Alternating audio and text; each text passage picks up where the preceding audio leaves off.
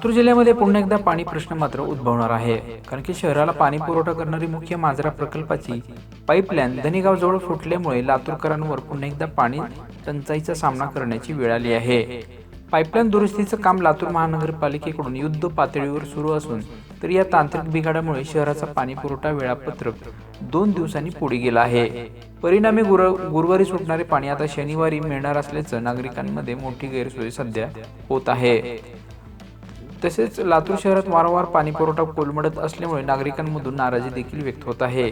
कधी वीज तारा तुटल्यामुळे तर कधी हरंगुळ येथील जलशुद्धीकरण केंद्रावर फीडर जळाल्यामुळे पाणी पुरवठा बंद पडल्यामुळे घटना यापूर्वी देखील घडल्या आहेत।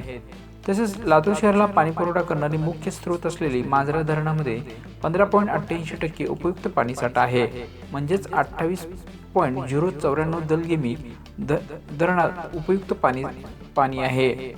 पाणी साठा कमी आहे, तसंच नियोजनाचा अभाव आणि परिस्थिती आहे, त्याच्यामुळे पाणी देखील लातूरकरांनी आता जपून वापरणं काळाची गरज आहे।